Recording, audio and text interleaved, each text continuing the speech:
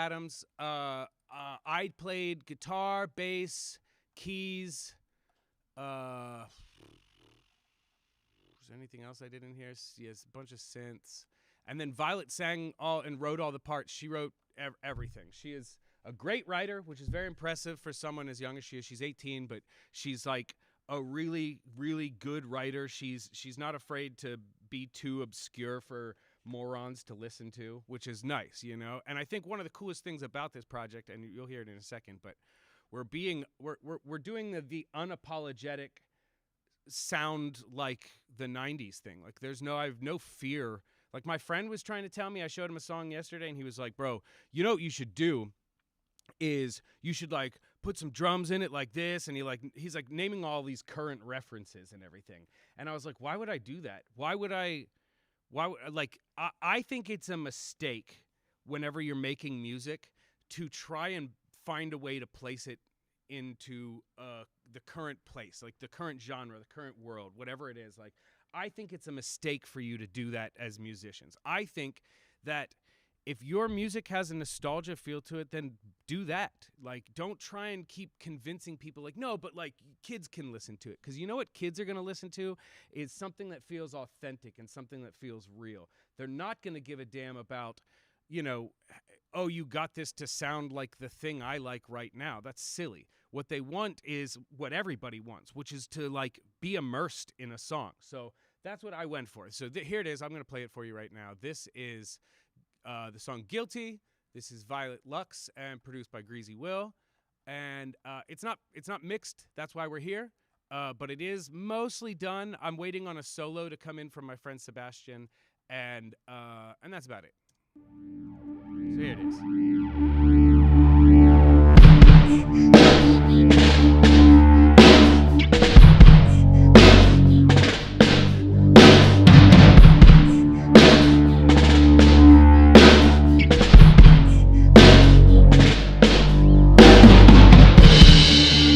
I could give you everything. I try to, my dear.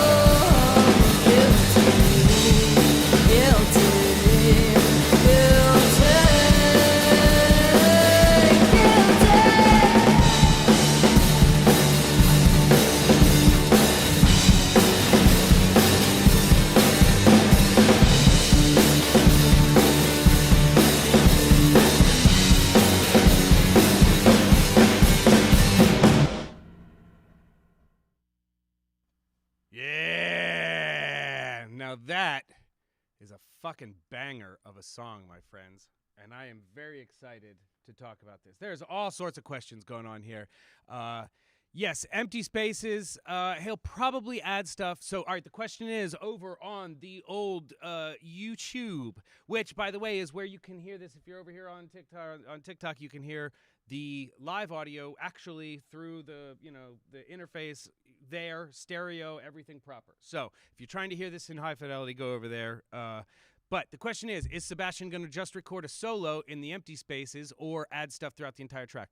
The goal, whenever I send to somebody like Sebastian, is to have him add throughout the entire track. He is going to play a solo, but whenever you're doing like music, if you're going to put a solo in a song, right, you should have some sort of elements across the whole song that builds you up to expect that solo, to expect that tone, to expect that happening at some point in time.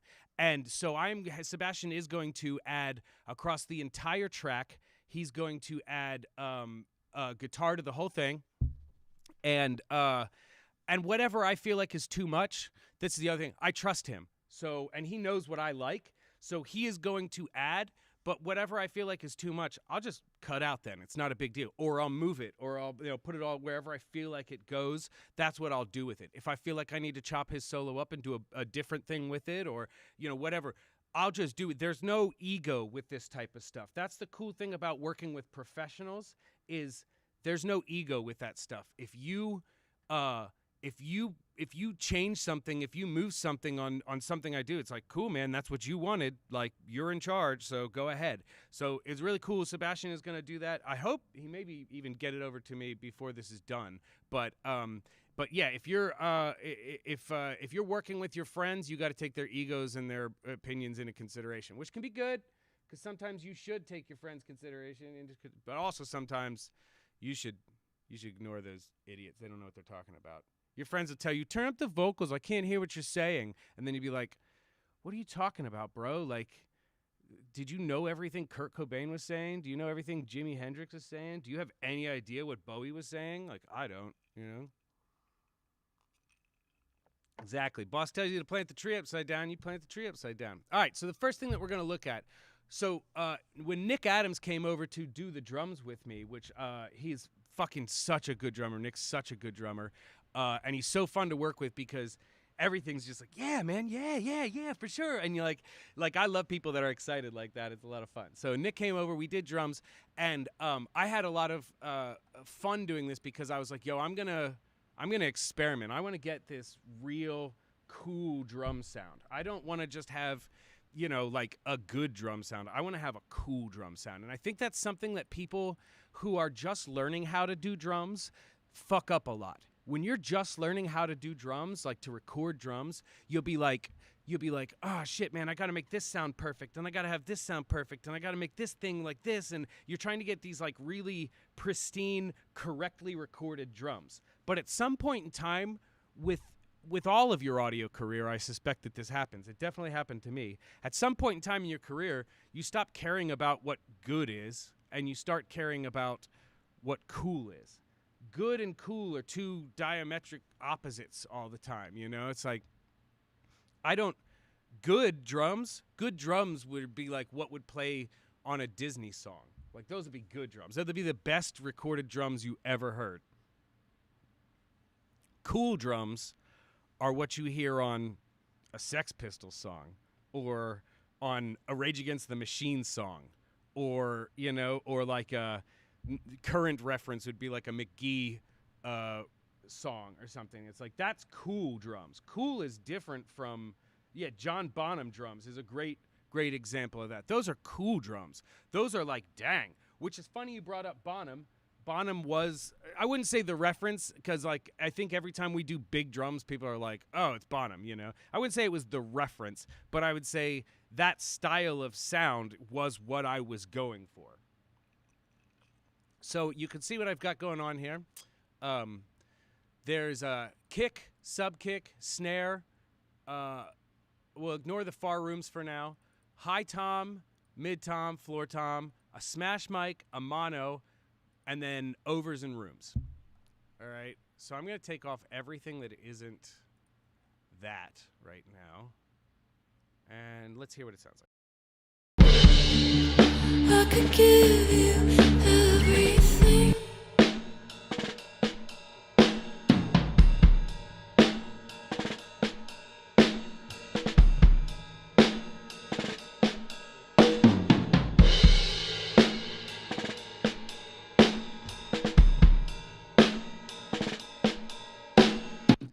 Those sound pretty good. Like, they're pretty cool sounding drums. Like, they're not like crazy or anything, but they're pretty cool overall. Like, they're well done. I would say this is good drums. With a little bit, I definitely have it, like, I'm definitely going vintagey and compressed on this. You can hear that sound overwhelmingly. Yeah, those are real drums, not MIDI drums. They're overwhelmingly compressed, but for the most part, they're just they're just a simple, good set of drums. Now, let me show you what I had going on. I had this far room set up all the way in my bathroom. My bathroom was way the hell back, like 30 feet from the drum set. All right, and it's all tile, and it sounds crazy in there. And this is what it sounds like.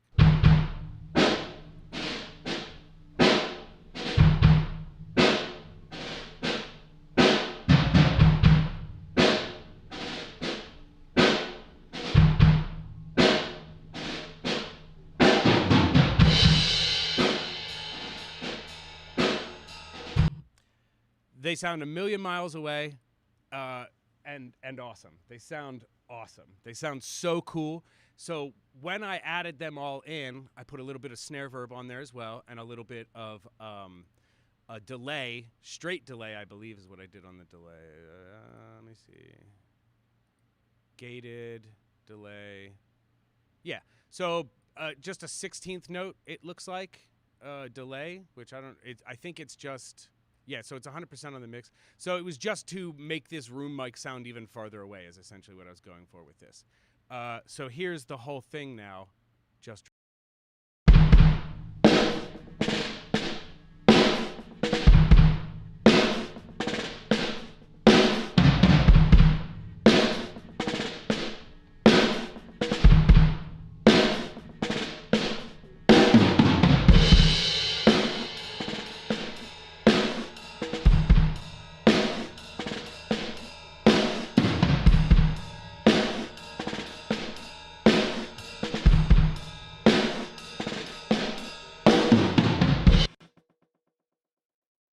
This is super cool. I see what I was doing with this now. At the time, I couldn't figure out. So there's kind of like almost a pink noise thing happening or a white noise thing happening with the snare where it's like, you know. That's what this is. That's why there's this. It's got a gate on it, and so without this, you'd just be hearing, without this Echo Boy. But the Echo Boy makes it real fat and open.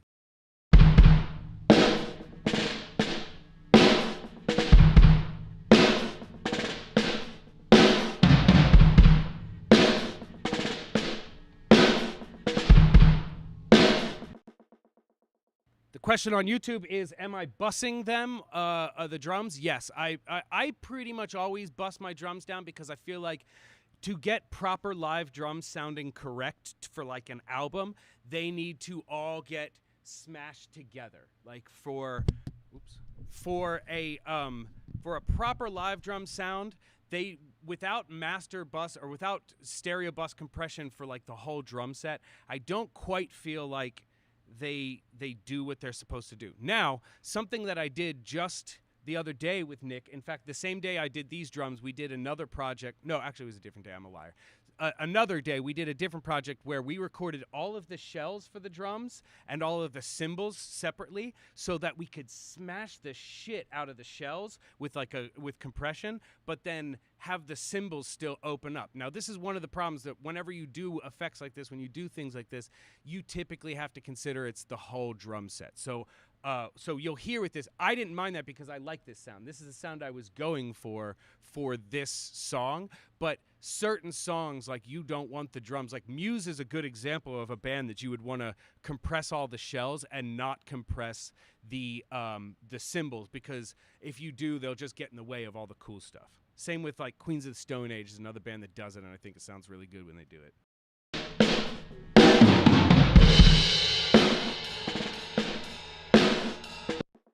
You can hear whenever you can hear when that cymbal goes. It's that decay takes forever because it's so compressed. It's like it's filling up the room for the entire time. All right, so some other things on the drums that I've already done. Some things I've already done over here. That will maintain is automation. I've done a bit of automation over here, specifically this snare delay that's happening here in the intro and in the choruses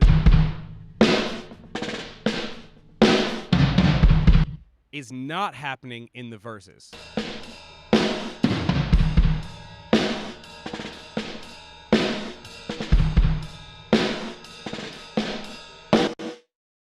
It isn't supposed to be happening in the verse. What the hell's going on here? Oh, yeah. Is it? Why am I hearing it? Oh, that's the...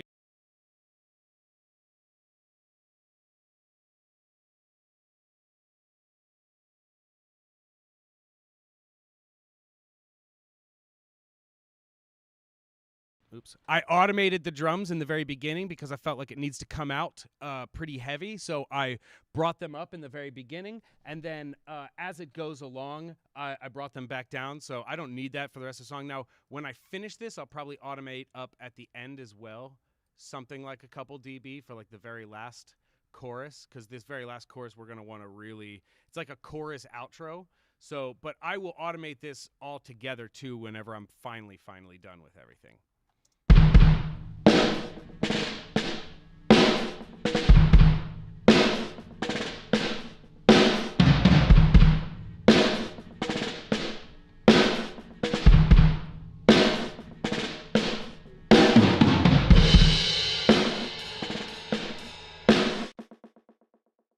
All right, so the next thing, bass. I always do things exactly in the order in which I like to.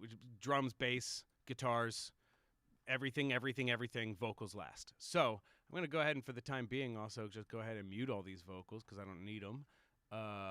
Is there anything not going out there? I'll take these phones out too. Did a lot of cool stuff on this. All right, so the next thing was bass. I love 90s songs. 90s songs had such a cool blend of drums and bass because they were never afraid to put a synth bass underneath stuff in certain spots. Like you think like the Linkin Park stuff, or you think like a lot of like the new metal era stuff. There was always like a bass, but then there was also like a sub bass, like a Moog or something like that was going on. So I'm doing that exact same thing, especially with this song. I don't want to give away this bass line too early.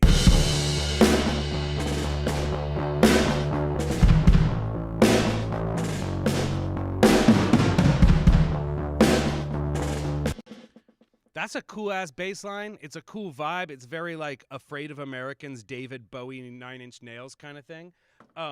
So that driving, just like eighth note pulse thing is so cool. So I don't want to give that away too early. So I started off with just this real simple Moog bass that I recorded.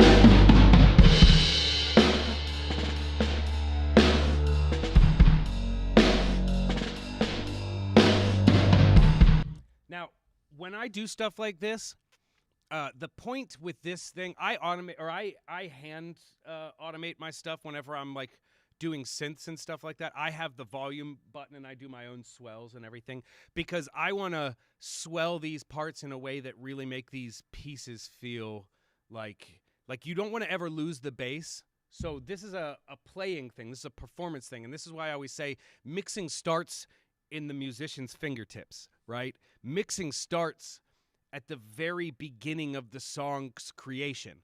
And whenever I'm doing stuff like this, I'm mixing this Moog the way I would mix it in the track at the very end of the song.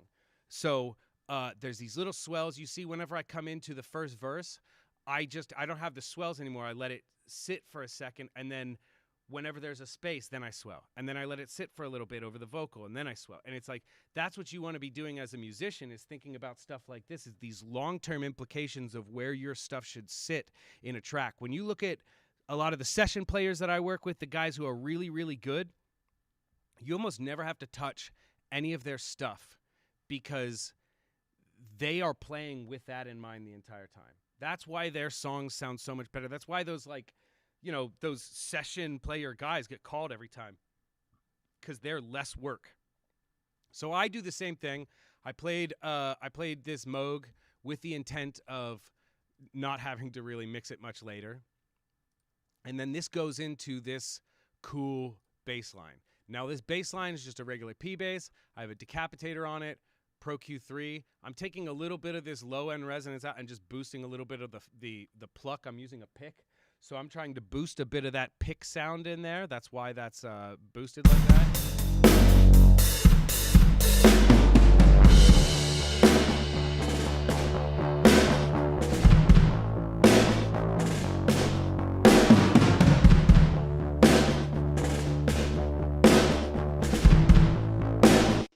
Listen to the difference between the pick sound of the bass being accentuated with EQ and the pick sound not being. Here is without it.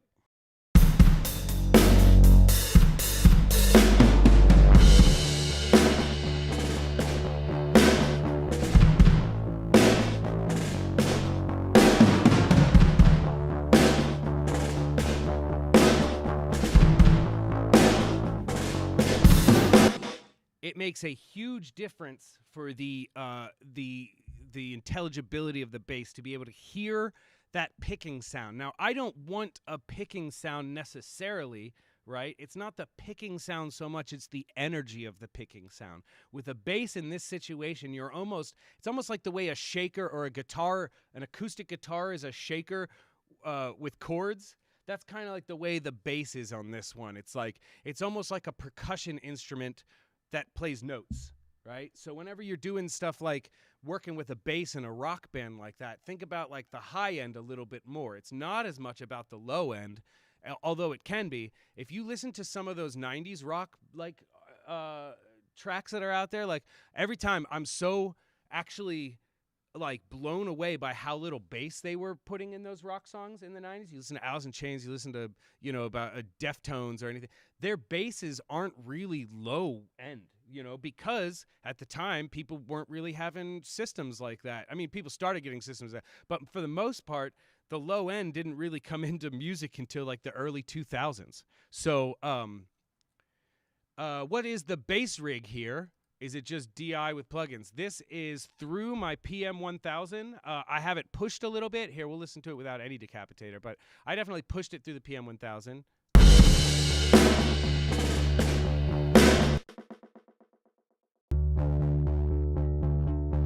You can hear it's already pretty distorted.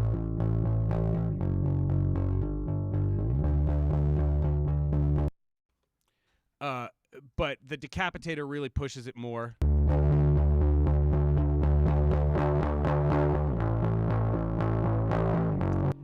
And then I did, in fact, what Dan said here, pushed it. It's very mid-forward. It's not subby. It's very mid-forward. And there's a reason that we're doing that. It's because we have a lot of guitars that we need to put together in here.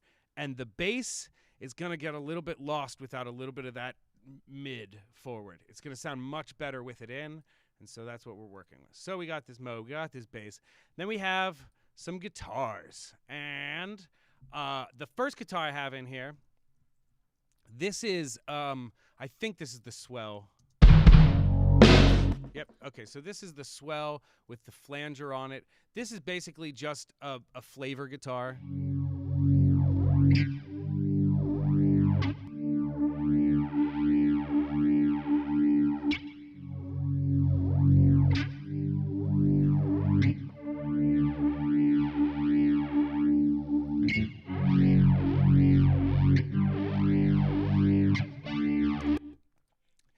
this guitar, it sounds like I had some other stuff on it too, but there's basically just this MXR flanger on it. There's nothing else really on this guitar at all. Without it, it just basically sounds the same.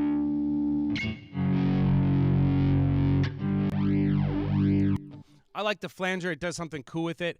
The reason I added it on this one is just to give it a little bit, specifically with this guitar, I wanted it to have a little bit more motion in it because, like, just hearing the swells, well, the Moog's doing that, and there's also some, like, other...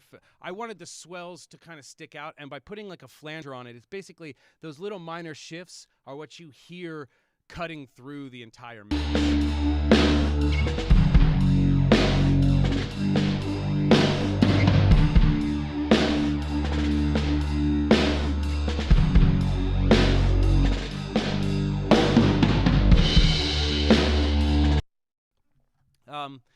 So I am drinking whiskey mixed with ice because it's Mixed Monday, but it's Tuesday.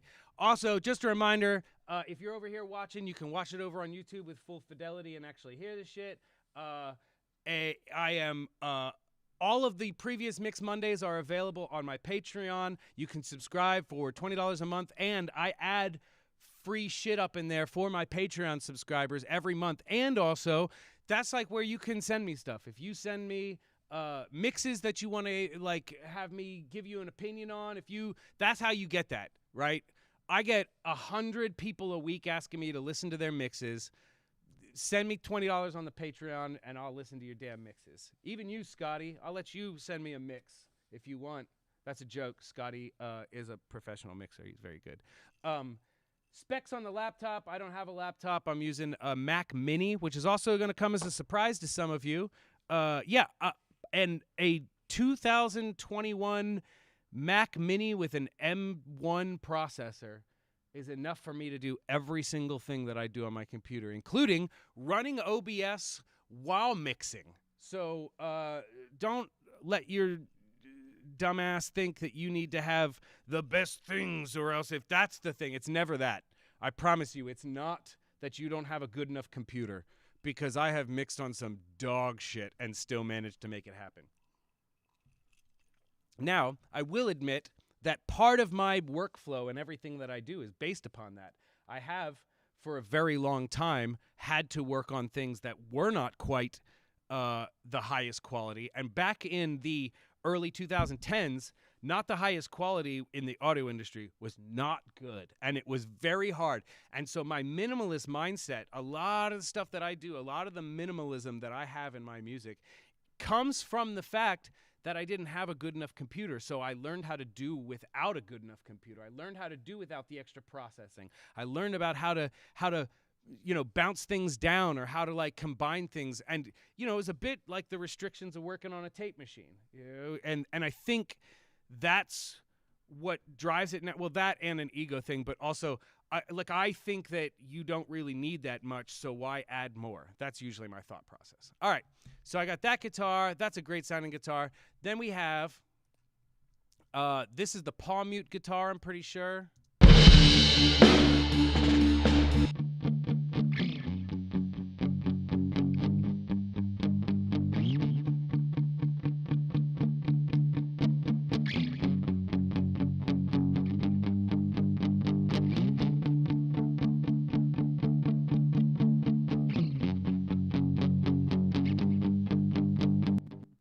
Not anything incredibly crazy or anything. This is a classic 90s palm mute guitar, a little bit of Echo Boy on there, a little bit of compression, and we're there. I believe I